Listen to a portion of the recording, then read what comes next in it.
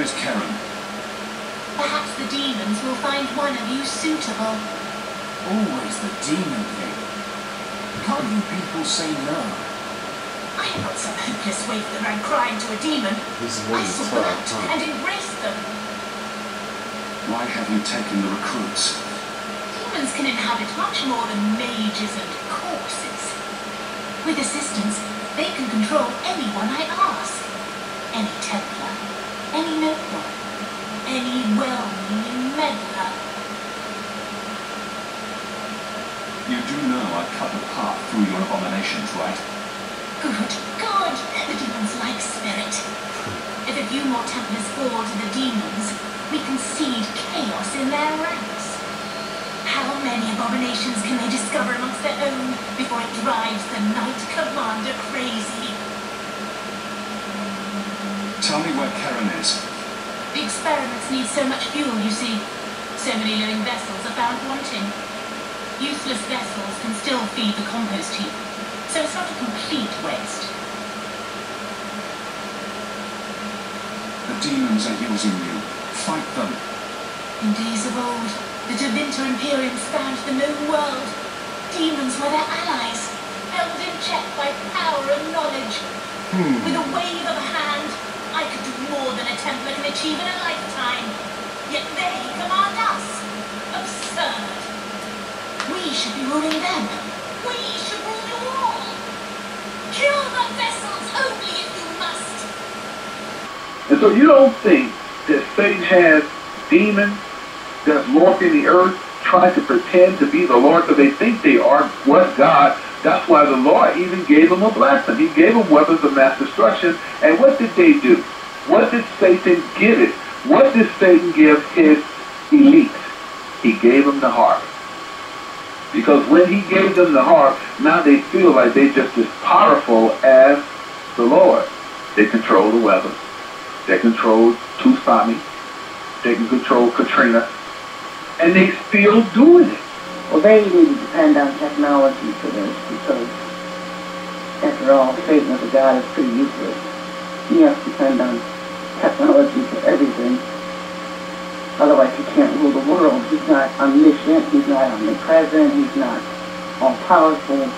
They're going to start this thing of Armageddon themselves, because they know their time is running out, and their father, who is Satan, don't have much time. So the so-called demigods, who are the fallen angels' offspring, are already set up to take the place over and to do what they do. And he will confirm the covenant with the men for 7 years. This marks the beginning of our 7 years of peace. The end-time prophecy has begun. The whole world will feel sympathy and love for me. They will follow me wherever I lead them. Left behind. And then they're going to just start forcing it, because the fallen angel offspring is ruthless. So when it gets ready to do Mark of the Beast, it won't be man controlling it. They're going to show who they are. They're not going to sugarcoat nothing no more. When the thing finally comes down to Mark of the Beast, these angels going to show who they are, and they everywhere. Everybody that you thought was a friend, they're going to come out of that flesh, and they're going to show who they really are. They're going to be the fallen angels offspring, and it's going to be horrifying. It's all part of our plan. And no human or visible comprehend the magnitude of what is happening.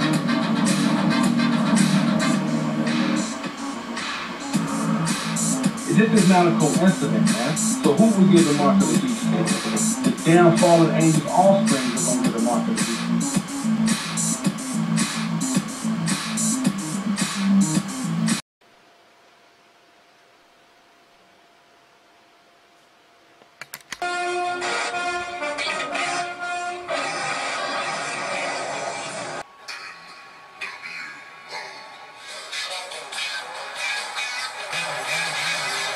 Now, how this happened, man trusted these fallen angels. They made a deal with these angels to come in human format. Alright? They got spacecraft, all this stuff. All this technology that we got came from them. They're already fallen beings. They're Satan's pawns. They're Satan's aces. They're his generals. They're people, beings that were with him and helped him instigate the last rebellion when he was kicked out of heaven. when Satan was full of pride and wanted to be worshipped as God, they were with him then. All of these people have a hidden agenda, and they're all prey to Satan. And Satan rewards them and controls them with his offspring, and they call the fallen angels. So they morph themselves, man. They can morph themselves into a woman, a man, a car, a house, whatever they want to do. I've seen symbols. We've kept much from you, Sam. This isn't my war. I fear it soon will be. What you're about to see is top secret. Do not tell my mother. Any of these look like the symbols you saw? Where'd you get these? Archaeologists found these unexplained markings in ancient ruins all over the world.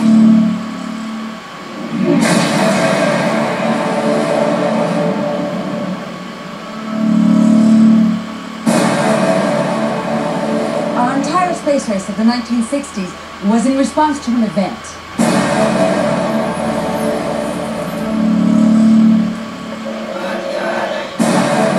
If you breathe a word of what you've seen here, we'll do time for treason.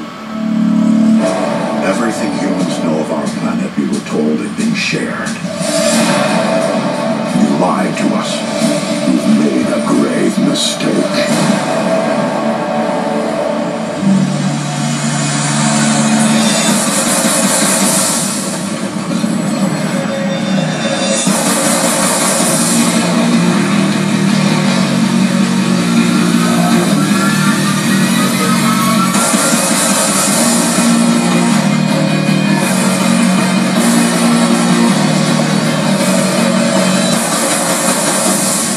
Years from now, you're gonna ask, where were you when they took over the planet?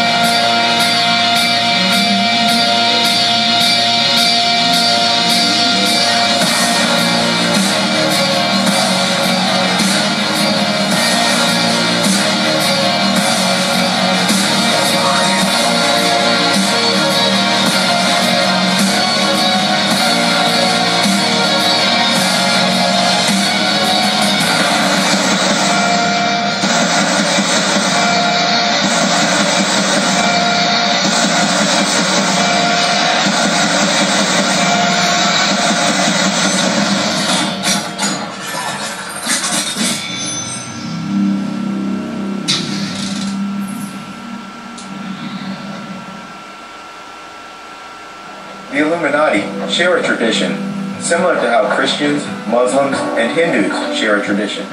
Themes involving angels and demons, heaven and hell, God and Satan have never been merged with the gods and titans of ancient Greece. But listen to this Bible verse. Here's Revelation, chapter 9, verse 11.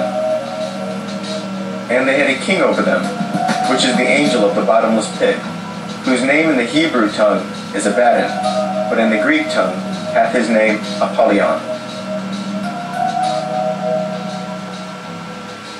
This passage is in reference to an angel that arrives from the bottomless pit, or hell basically, and rules over countless demons.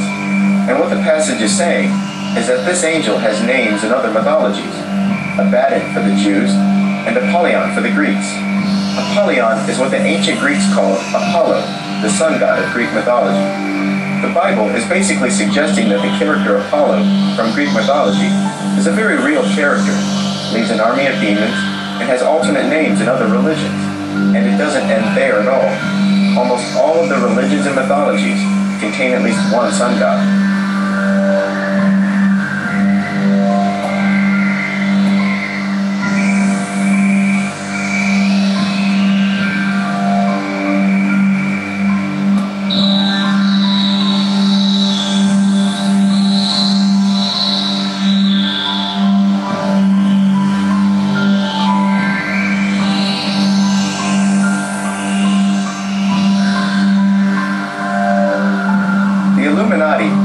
retell one kind of story, the story of the quote-unquote gods. Angels and demons to some, aliens to others, and the gods to the rest. Without their extensive collection of symbols, they would be unable to retell the same story in novels, movies, TV shows, and even music, and conceal this fact for centuries. The Illuminati are often accused of sun worship, but this is absurd. They have no interest in the ball of fire that traverses our sky. Their only interest is in the god or character that the sun symbol represents. So if you think that this eye or that pyramid is in a random place, think again. Never forget, it's only a symbol, and they can't afford to abuse it. Sometimes in movies, things are said, or jokes are told, that seem to make no sense. It may have been a scene or joke intended to be understood only by the illuminated. Some jokes just aren't funny, and some scenes just don't make sense unless you're familiar with the symbols and the root story. If a certain writer in Hollywood writes an insider's retelling, it's altogether likely that much, if not all, of their other stories are retellings too. Released in 1996, Independence Day, or ID4 as the advertising campaign would come to call it, was a huge hit. Its major draw, like all of Emmerich's movies, was his action and special effects scenes. The script itself was poorly written. In the movie, an alien sneak attack leaves humanity retreating on all sides. A sense of hopelessness sets in as more counterattacks fail. Finally, it falls upon two men to deliver a computer virus to the aliens' mothership in space. Meanwhile, back on Earth, the human race is forming a global command structure in order to engage the aliens in a unified way. This global command, led by the American president naturally, finds the aliens' weakness and brings a screeching halt to the alien invasion. The movie's themes deal with the cosmic battle between good and evil, a battle where an allegedly good robot aliens dubbed Autobots are at war with allegedly bad robot aliens called Decepticons. The Autobots are in search of the original God force responsible for all of life, called the Allsparks. Is it possible that Michael Bay has taken a page out of the book of Revelation and inverted it or turned it inside out, as the characters that are good are made evil and those that are made evil are made good, in a run-up scenario to the Battle of Armageddon? In Michael Bay's earlier movie, Armageddon, we are told that it is based on the Battle of Armageddon mentioned in the Bible, as the President of the United States in the movie refers to the Bible when he is speaking of the battle at hand as they are facing a massive asteroid. The catch that flew over the head of most viewers of the movie Armageddon is the fact that the Bible refers to such asteroids that plummet the earth in the end of days as the judgment of God on a Christ-rejecting world. Humanity is depicted as fighting against the deserved wrath of God in the end times, as they have totally given themselves over to the Antichrist and the evil forces. Michael Bay, though, shows the dregs of society joining together to fight against this judgment. Could it be, whether knowingly or unknowingly, as it is in the movie Armageddon, that Michael Bay has also made Satan and the dark forces look good, and God and the godly forces look evil in his movie Transformers, as part of a bigger conditioning process to brainwash the unsuspecting in the run-up to the Battle of Armageddon itself? Incredibly, Megan Fox, who was the lead female actress in the movie Transformers, recently said that should such an invasion scenario of real-life evil Transformers take place on Earth, she would like to negotiate and ask, quote, "Instead of the entire planet, can you just take out all the white trash, hillbilly, anti-gay, super Bible-beating people in middle America?" End quote. It is significant that Megan Fox envisions a scenario where aliens come and wipe out Christians. A closer look at the epic Transformers movie Megan Fox starred in seems to point in that direction. Much of the chilling imagery in the revelation of Jesus Christ, the last book of the Bible, appears to have been turned on its head as the movie appears to depict Satan, his angels, human rebels against God winning at the Battle of Armageddon. Transformers appears to be influenced by the ancient satanic heresy known as Gnosticism. In Gnosticism, the biblical revelation of creation, the fall of spiritual beings, the creation of humans, and redemption is turned inside out to the point that God becomes the devil and the devil becomes the savior of the world.